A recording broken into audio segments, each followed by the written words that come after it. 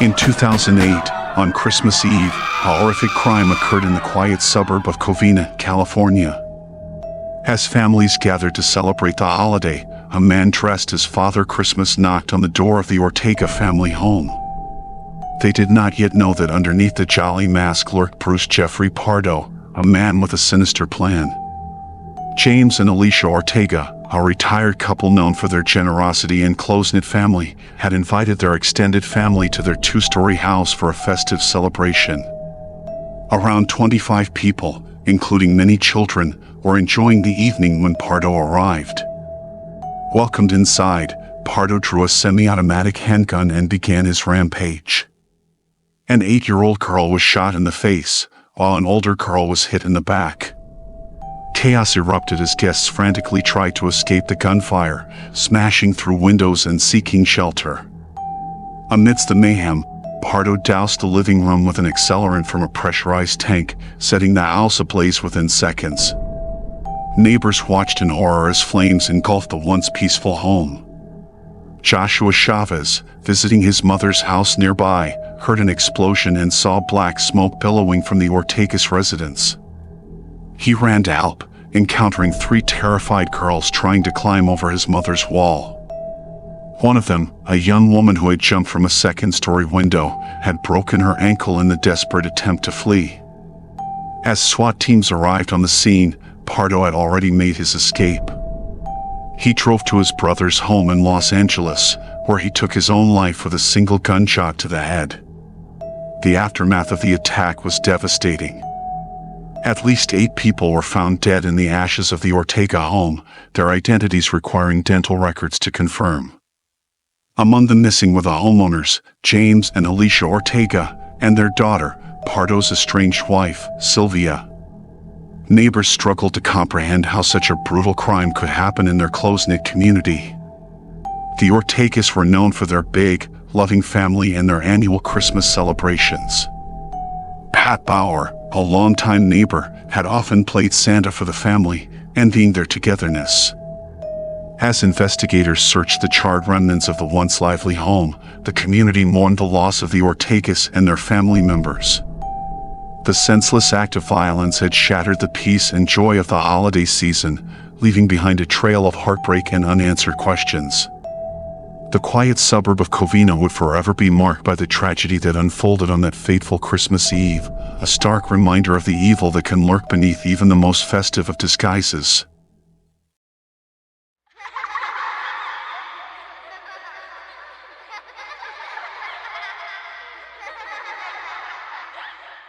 In 1911, Charles Lawson married Fanny Manring, with whom he had 8 children. The third, William, born in 1914, died of an illness in 1920. In 1918, following the move of his younger brothers Marion and Elijah to the Germantown area, Lawson followed suit with his family. The Lawsons worked as tenant tobacco farmers, saving enough money by 1927 to buy their own farm on Brook Cove Road.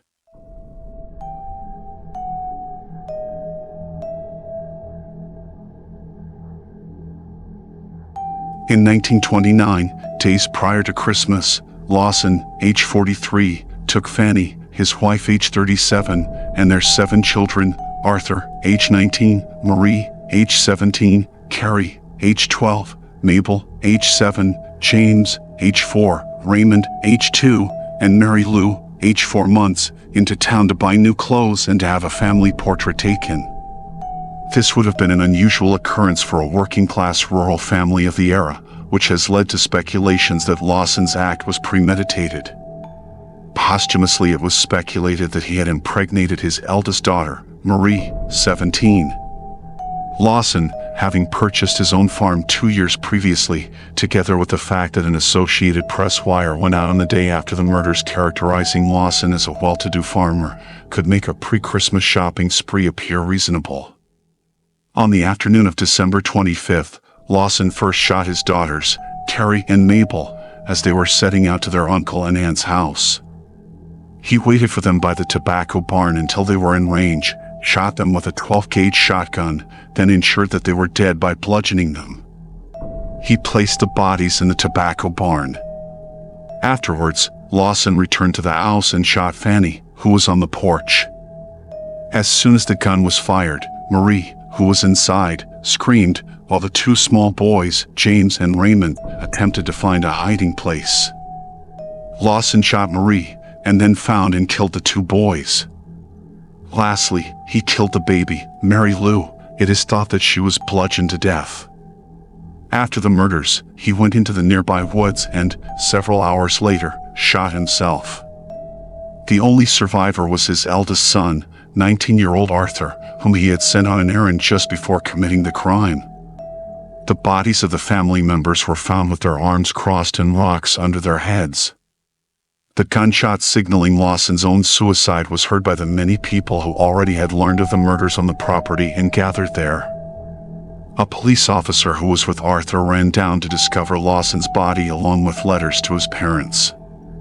As footprints encircled the tree, it was supposed that he had been pacing around the tree prior to taking his life. Theories on motive. Charlie's head injury. Months before the event, Lawson had sustained a head injury. Some family and friends theorized that it had altered his mental state and was related to the massacre. However, an autopsy and analysis of his brain at Johns Hopkins Hospital found no abnormalities. Theories on motive. Marie's rumored pregnancy by Charlie. It was not until the book White Christmas, Bloody Christmas was published in 1990 that a claim of Charlie sexually abusing Marie surfaced, beginning with an anonymous source who heard a rumor during a tour of the Lawson home shortly after the murders. The day before the book was to be published, the author received a phone call from Stella Lawson, a relative who had already been interviewed for the book. Stella said that she had overheard Fanny's sisters-in-law and aunts, including Stella's mother, Jetty Lawson, discussing how Fanny had confided in them that she had been concerned about an incestuous relationship between Charlie and Marie. Jetty died in early 1928, meaning Fanny had been suspicious of the incest at least that long before the murders in late 1929. More support for this theory was revealed in The Meaning of Our Tears, published by the same author in 2006. A close friend of Marie Lawson's, Ella May, came forward and disclosed that a few weeks before Christmas 1929, Marie confided in her that she was pregnant by her own father and that both he and Fanny knew about this. Many thought that this is what also led to him massacring his family because he didn't want the secret to get out. Another close friend and neighbor to the Lawson family, Hill Hampton, stated that he knew of serious problems going on within the family, but declined to elaborate. Aftermath. Shortly after the murders, Charlie's brother, Marion Lawson, opened the home on Brook Cove Road as a tourist attraction. A cake that Marie had baked on Christmas Day was displayed on the tour. Because visitors began to pick at the raisins on the cake to take as souvenirs, it was placed in a covered glass cake server for many years. The event inspired a number of songs and other tributes, including the murder ballad The Murder of the Lawson Family, which was originally recorded by the Carolina Buddies for Columbia Records in 1930 and covered by the Stanley Brothers in March 1956. The case was also featured in an episode of the PRX podcast Criminal. The Lawsons were laid to rest in a private family graveyard donated by the local Broader family. His main tombstone features the symbol of the square and compass, suggesting that Charlie had been a Freemason. But this is not the case. He was actually a member of the Junior Order of United American Mechanics, which use a similar symbol. Arthur Lawson was killed in a 1945 motor accident, age 35, leaving a wife and 4 children.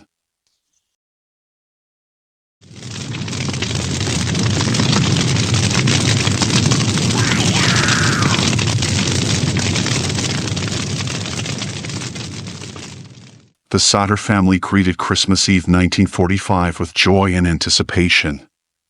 Marion's eldest daughter, who was 19, worked at a store in downtown Fayetteville. She surprised her younger sisters, 12-year-old Martha, 8-year-old Jenny, and 5-year-old Betty, with new toys that she bought them as a gift. The younger children were so excited that they asked their mother if they could stay longer than usual. At 10 p.m., Jenny agreed to let them stay a little later, as long as the two older boys, 14-year-old Maurice and his 9-year-old brother Louis, remembered to take out the cows and feed the chickens before going to bed. George and the two older boys, 22-year-old John and 16-year-old George Jr., who had spent the day working with their father, were already asleep. After reminding the children of these responsibilities, Jenny took 3-year-old Sylvia upstairs with her, and they went to bed together. At 12:30 a.m., the telephone rang, waking Jenny.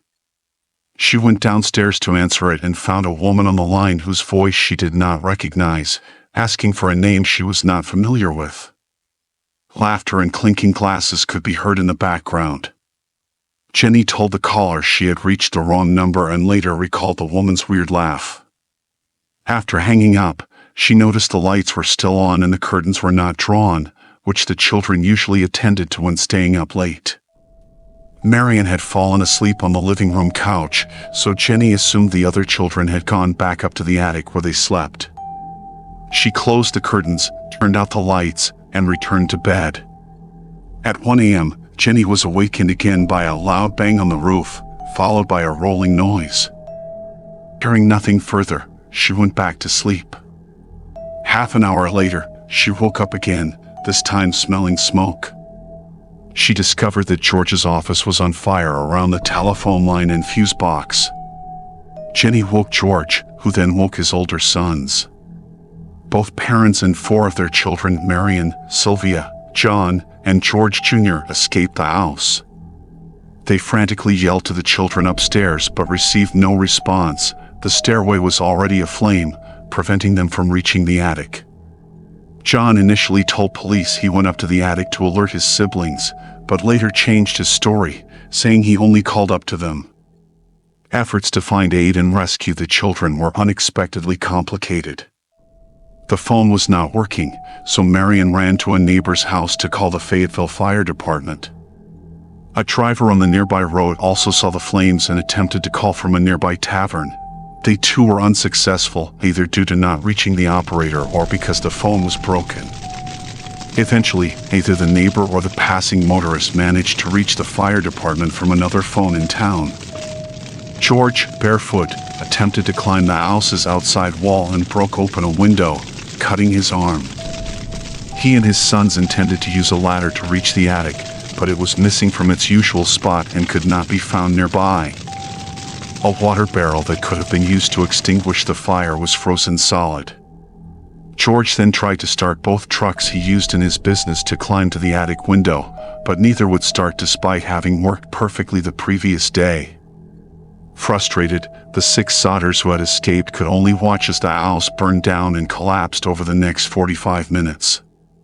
They assumed the other 5 children had perished in the blaze. The fire department, low on manpower due to the war and relying on individual firefighters to call each other, did not respond until later that morning. Chief F.J. Morris said the response was further delayed because he could not drive the fire truck and had to wait for someone who could. Issues that have not been resolved. Not long afterward, as they began to rebuild their lives, the Sodder family started to question all the official findings about the fire. They wondered why, if it had been caused by an electrical problem, the family's Christmas lights had remained on throughout the fire's early stages, when the power should have gone out. Then, they found the ladder that had been missing from the side of the house on the night of the fire at the bottom of an embankment 75 feet, 23 meters away. A telephone repairman told the Sodders that the house's phone line had not been burned through in the fire, as they had initially thought, but cut by someone who had been willing and able to climb 14 feet, 4.3 meters, up the pole and reach 2 feet, 61 centimeters, away from it to do so. A man whom neighbors had seen stealing a block and tackle from the property around the time of the fire was identified and arrested. He admitted to the theft and claimed he had been the one who cut the phone line, thinking it was a power line, but denied having anything to do with the fire. However, no record identifying the suspect exists, and why he would have wanted to cut any utility lines to the Soder house while stealing the block and tackle has never been explained. Jenny said in 1968 that if he had cut the power line, she and her husband, along with their other 4 children, would never have been able to make it out of the house. Jenny also had trouble accepting Morris's belief that all traces of the children's bodies had been burned completely in the fire. Many of the household appliances had been found, still recognizable, in the ash, along with fragments of the tin roof. She contrasted the results of the fire with a newspaper account of a similar house fire that she read around the same time that killed a family of 7. Skeletal remains of all the victims were reported to have been found in that case. Jenny burned small piles of animal bones to see if they would be completely consumed. None ever were. An employee of a local crematorium she contacted told her that human bones remain even after bodies are burned at 2000 degrees Fahrenheit 1090 degrees Celsius for 2 hours, far longer and hotter than the house fire could have been. The firefighters, one of whom was Jenny's brother, could do little but sift through the ashes in the Soders' basement. By 10 a.m., Morris informed the Soders that no bones had been found, as might have been expected if the children had been in the house. Another account suggested a few bone fragments and internal organs were found but not disclosed to the family. Modern fire professionals have noted that the search was cursory at best. Nevertheless, Morris believed the 5 unaccounted children had died in the fire, suggesting it was hot enough to completely incinerate their bodies. The case remains unsolved, and over the years, it has become a subject of intrigue and speculation. The Soder family continued to search for answers until their deaths, and the mystery of what happened to the Soder children endures to this day.